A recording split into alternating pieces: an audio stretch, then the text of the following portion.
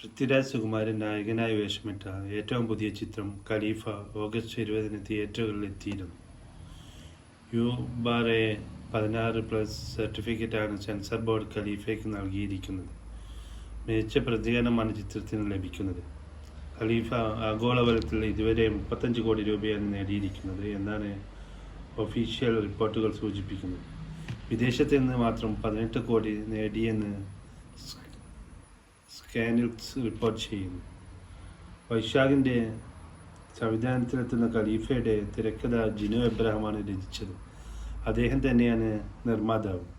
ജിനു ഇന്നോവേഷൻസിൻ്റെ ബാനറിലാണ് ചിത്രം നിർമ്മിക്കുന്നത്. സുരാജ് കുമാർ, ശ്രീലാൽ സുരാബനി, സിജോ സെബാസ്റ്റ്യൻ എന്നിവരാണ് സഹനിർമ്മാതാക്കൾ.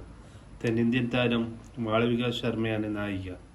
ചിത്രത്തിൽ മാമ്പരക്കിൽ ആമിർ അലി എന്ന കഥാപാത്രമായി പൃഥ്വിരാജ് എത്തുമ്പോൾ മാമ്പരക്കിൽ അഹമ്മദ് അലിയായി അതിഥി വേഷത്തിൽ മോഹൻലാൽ പ്രത്യക്ഷപ്പെടുന്നു.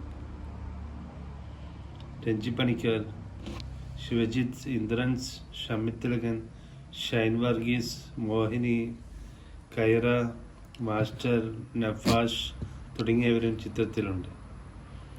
ജാക്സ് ബിജോയുടെ സംഗീത സംവിധാനത്തിൽ കഴിഞ്ഞ ദിവസങ്ങളിൽ പുറത്തിറങ്ങിയ ഖലീഫയിലെ ഗാനങ്ങൾ ട്രെൻഡിംഗ് ആയി തുടരുകയാണ്.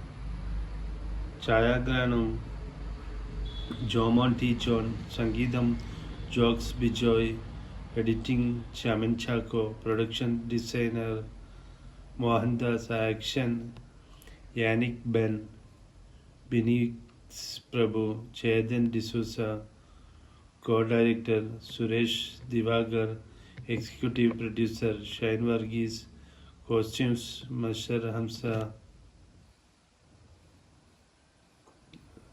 Controller Reni Divakar, Vinosh Kaimal, colourist Sreek Warrier, poster design aesthetic കുന്നമ്മ.